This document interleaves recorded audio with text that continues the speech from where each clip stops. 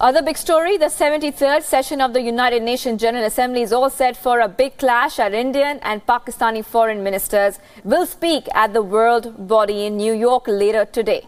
Now, Foreign Minister Sushma Swaraj is expected to raise multiple issues at the World Forum, including Pakistan's cross-border terrorism.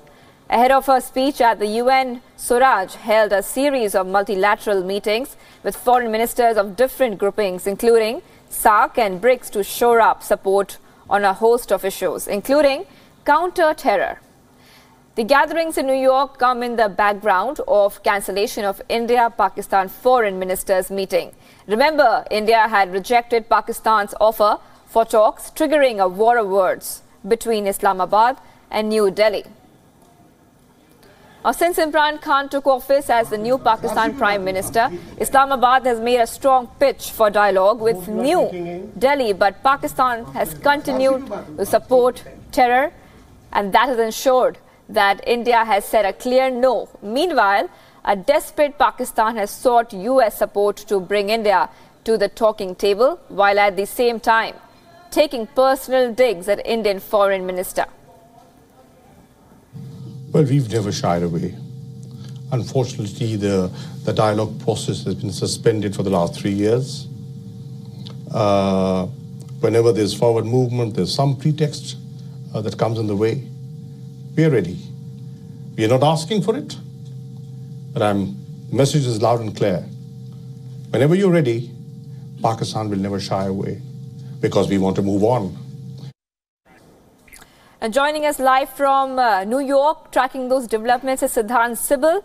Siddhant, now things have escalated beyond what we imagined, in fact. First, Qureshi says that we are ready for peace.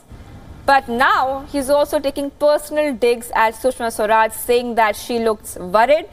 She was worried about, and tension could be seen on her face because what's important for Sushma and the government right now are the elections, and that's what they're keeping in mind.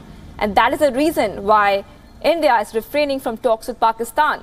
What do you make out of this?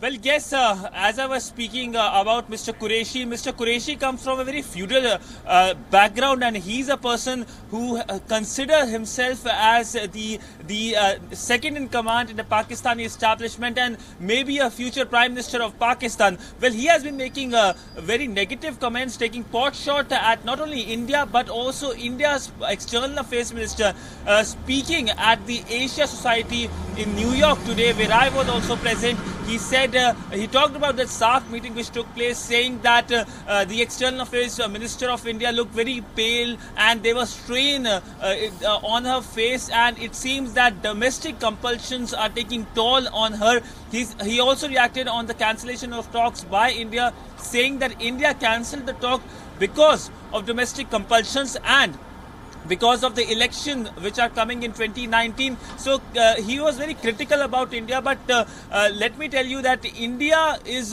going forward with global cooperation, and today India will be speaking anytime after 7:30 p.m. India time here in New York at the United Nations General Assembly. India as a country considers herself as a multilateralist by orientation and by tradition, and will be speaking about cooperation, about global growth, about prosperity and connectivity. Well, Pakistan plans to be a solo player, and that is why what Mr. Qureshi is doing, he's not doing that for global development, he's doing that for domestic audience. He tried to sell this Naya Pakistan, New Pakistan here in New York also. He gave so many interviews to so many foreign channels, so many Western media channels, but not a single interview to any Indian channel, despite many requests. Even Wion asked questions to him at the Asia Society when he was coming outside. He didn't respond to that. So clearly, we are dealing with a person who doesn't believe in diplomacy, but believes in a talk which is kind of provocative for any person. But India is not provoked by the comments by the Foreign Minister of Pakistan. Instead, India today will be focusing on cooperation and making sure that it uses the platform, the UN platform, for the betterment of not only the region but for the world also. Right, Siddhant. We'll be in fact be looking forward to that speech by the External Affairs Minister of India, Sushma Swaraj,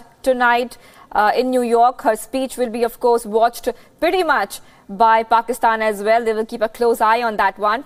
But let's go ahead and just talk a little bit about one more comment that Qureshi made about India. He said that he referred to India as America's strategic partner. What was the rationale behind that?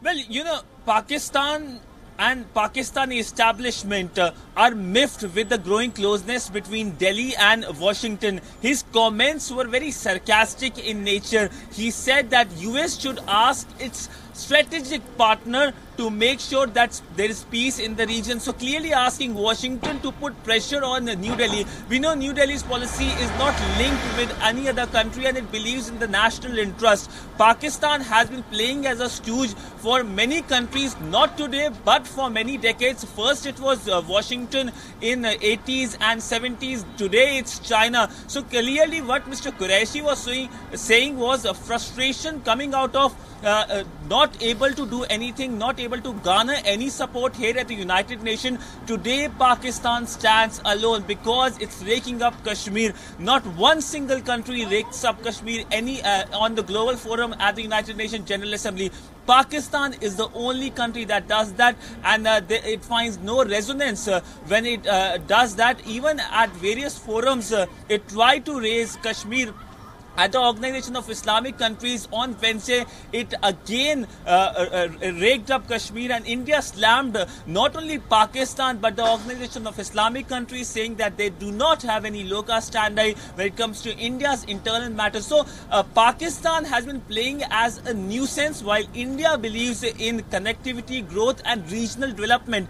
At the SAARC meeting, we saw not only Indian minister but the Afghanistani foreign minister also leaving the meeting after delivery of the statement. Both of them didn't stay for the statement made by the Pakistani foreign minister, even though he claimed in the press briefing, which was only done by him, saying that there is a regional support for it.